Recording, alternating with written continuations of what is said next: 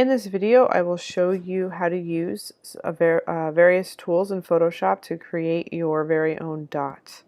So you'll end up possibly with something that looks like this. First thing you're going to do is open up Photoshop, then click on File, New. We're going to create a square composition, so we're going to do 6 by 6 inches, and it should be 300 pixels per inch, and leave it RGB. And your background should be white, and click OK. So in this lesson you're going to learn about layers. So this is your layers panel here, and it shows you little thumbnails of what's in each layer.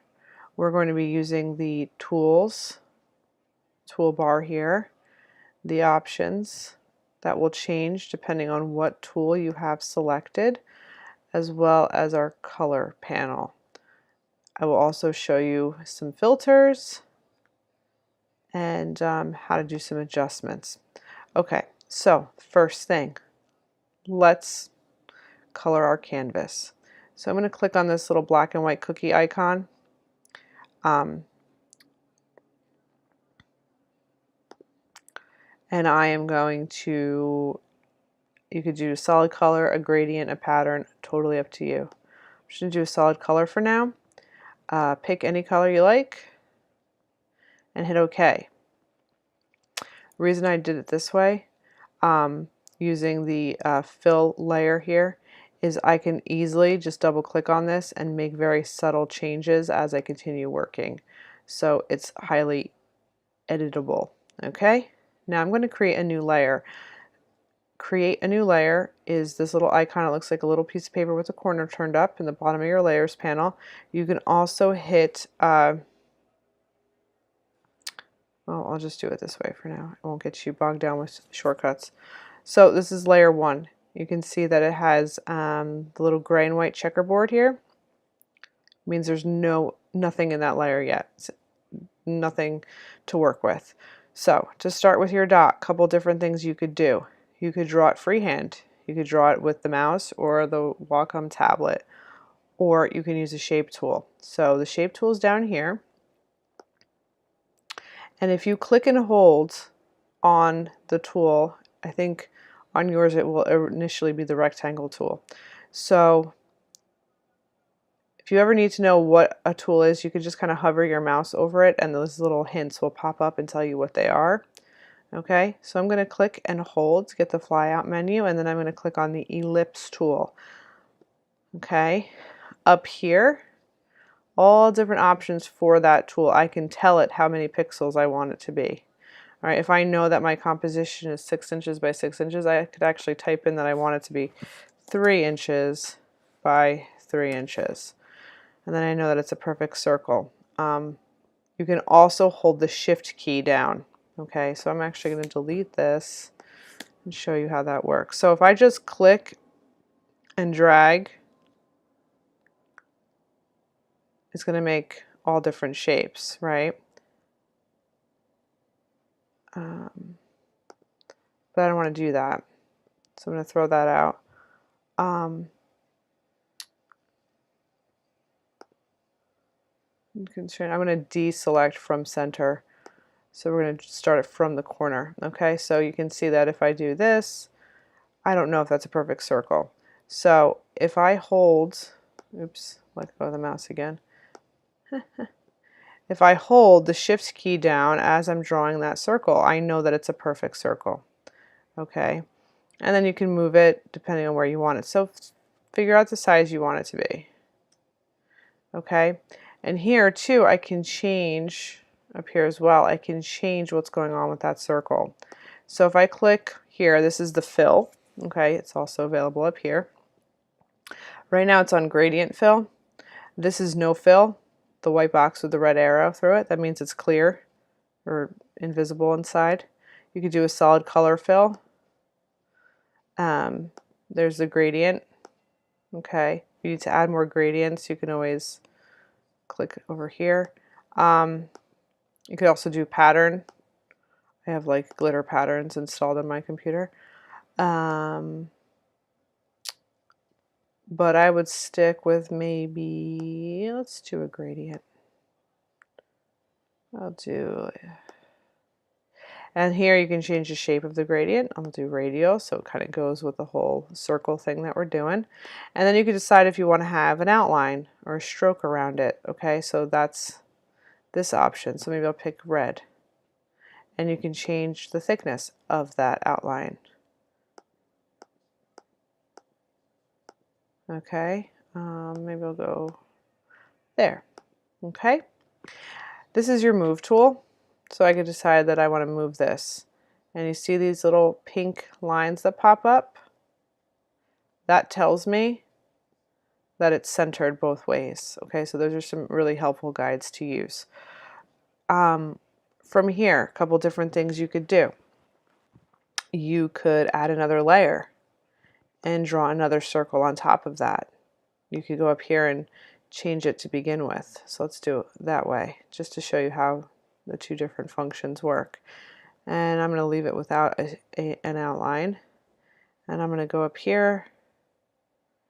I'm going to click Shift. And maybe I just want a little one. Okay. And you can see that now this is on top of my orange circle. If I click on this layer, ellipse 2, click and hold, I can move it and drag it underneath ellipse 1, and now it's changed the order of my layers, so it changes what's actually visible.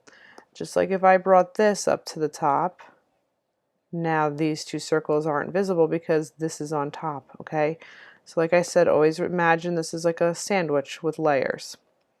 Okay, so you have your circles. Maybe I don't like this one. Maybe I want to change this one. I can either get rid of this and redraw it, or I can go to Edit, Transform. Let's say I want to change the scale. Oops, I'm in the wrong layer. Always make sure you're in the right layer that you want to do. Make sure the layer is active. Transform, scale. And again, if I hold the Shift key, it's going to constrain my proportions, so I won't get like a funky oval shape. So I could go here like this. And then you want to accept the changes. If you decide you don't like it, you can hit Cancel Transform, which looks like the no smoking sign, or Commit, which is the little check mark, or hit Enter on your keyboard. I can go again back to my Move tool, and I can see those pink lines, and then I know that everything is centered evenly. And you may decide that you don't want to center it, and that's totally fine. At this point, you could go up here to your top ellipse layer, add a new blank layer. Now maybe you could experiment with the brushes that you've downloaded.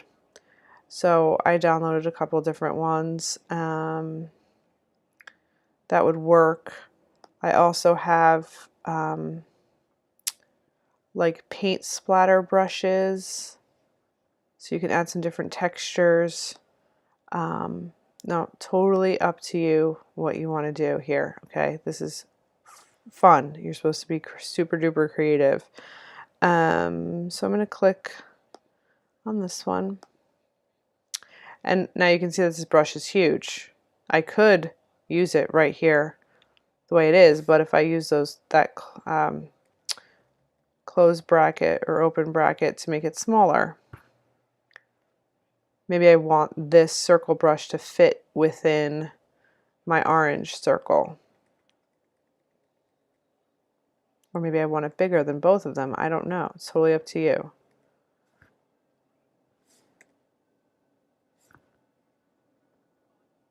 Maybe something like that.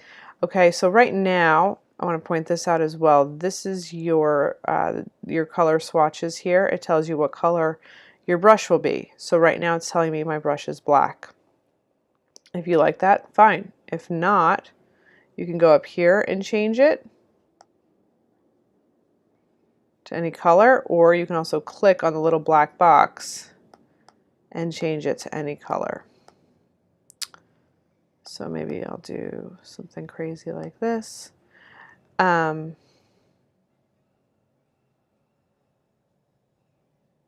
And I'm just going to click, and then it creates that pattern on top.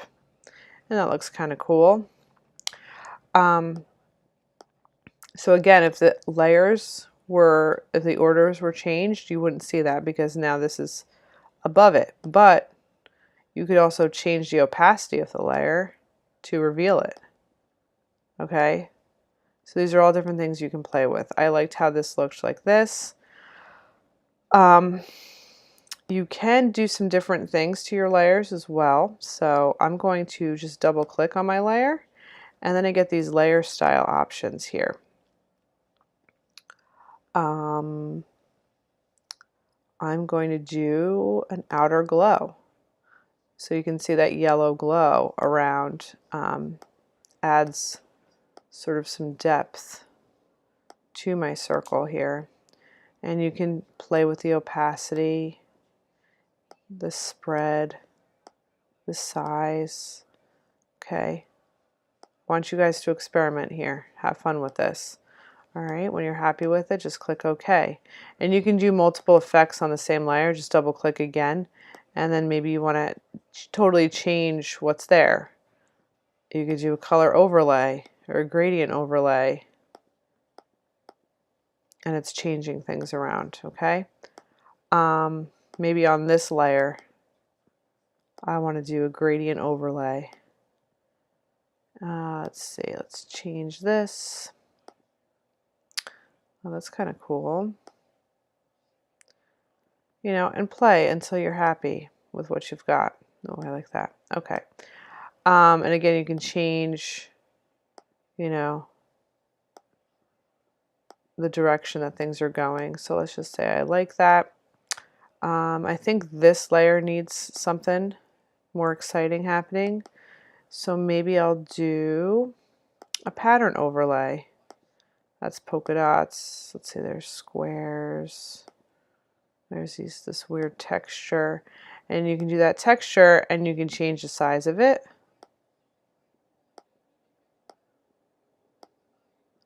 To get the look that you want.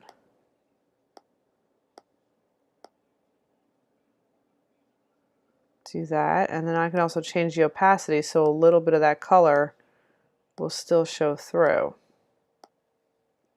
So it's kind of a little bit more subtle. And then okay. And you know what? I'm going to do a drop shadow on that. You can change different things about that shadow. Okay. I think I'm going to do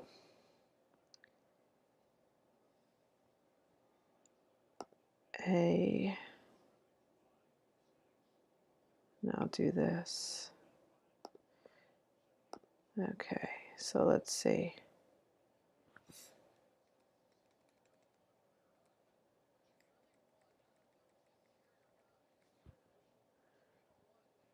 And I'm going to make sure I make a new layer. Okay, every time you do something, make a new layer.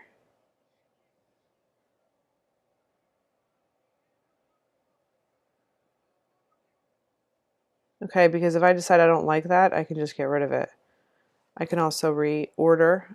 Okay, keep that in mind all the time.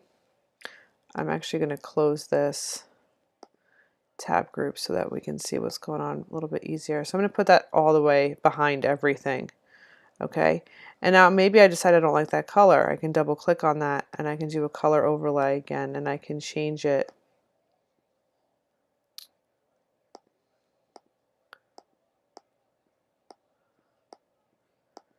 to whatever color I want. So I'll make it pink. Okay. Another thing you can do is you can also draw directly into your circle if you want a more like organic look. So maybe behind this ellipse I'll create another new layer. I'm going to change my brush to one of my basic brushes, and then I will use my tablet to draw. And I can go here, oops, and click on any color I like. Maybe I want to do some custom little dots or some squiggles. Oh, this is on the sensitive, the pressure. So this will just be the size.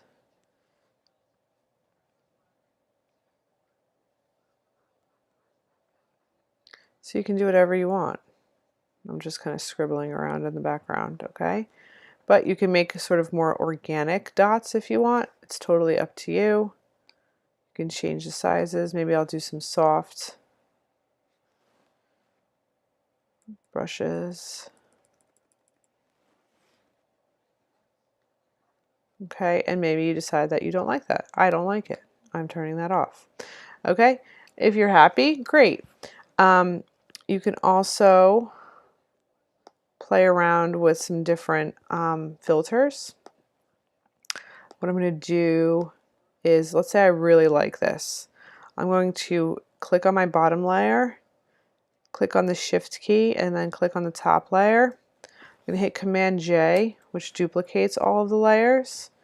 And now those are selected, but the original ones are not. And then I'm going to hit Command E, which is going to merge them all into one layer. Okay, so you can see how the final image is here.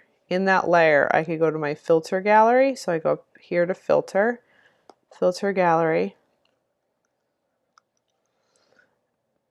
Oh, sorry, filter gallery down here. And then there's all these really cool options in here, and you can play around with different looks. It helps just to look through them just so you understand what this program is capable of. And there's all different functions for each one, and you can play until you get a look that you like. You know, that's the colored pencil. There's ones that make it look sort of like a painting. Soften things up. The poster edges add sort of like an outline. There's brush strokes. All different things that you can play with. We can make it look like glass. Sketch. Stylized could be cool too, depending on your design. There's the stained glass effect. Texturizer, you know, totally up to you guys what you decide to do, and you can change the size of things and the grout width. It's up to you. Actually, I kind of like the stained glass on this one. So here you can change the border thickness, the cell size. Okay, so play with it until you get a look that you like, and let's say I like that. Okay, now if I turn this layer off, the visibility off, you can see your original, and you can always go back then if you decide you don't like the filter. You can also always do edit undo to anything you do. That's like one of the most used tools is your edit undo. Okay, so this is just an introduction. I want you guys to have fun with this. Again, you're using the brush tool. I showed you how to download brushes and install them. You're using the shape tool, more specifically the ellipse tool, and just play around and come up with a really cool dot design. And then when you're all done, you go back to your brush tool, click on that signature brush you made, and pick a color that sort of maybe matches your composition. And I'm going to make this nice and small. I don't want it to ruin my composition. I'll go small. And I'm just going to stamp it in the lower right hand corner. And I'm done. Okay. You want to make sure you go File, Save As. Save this as a PSD. Okay. And we're going to call this last name dot. Okay. You want to make sure the format's a PSD. That way it will maintain all of your different layers, and you can always go back and edit anything that you need to edit. Just going to hit save and OK. And then you can see this, it's saving. And then I want you guys to go to Layer, Flatten Image, and just hit OK. So what it's going to do is get rid of all those layers, and now you have one image. Now nothing is, you cannot edit anything. You cannot make any changes. This is it. This is your dot. You're done. Okay. But because I saved it previously as a PSD, I can go back. So again, we're going to go File, Save As, not File, Save. Save As. It's very important that you do that. And now you change the format to JPEG. Okay. And save it as a maximum size file, and then hit OK. All right, so now in your folder you'll have two versions, the PSD version, which will have all your layers, and the JPEG version, which will be flattened. And this is the version that you will also save into my final projects folder for grading. Okay, so that is how to create a dot in Photoshop using your brush, shape tools, the gradients, layer styles, filters. So have fun. Thanks for watching.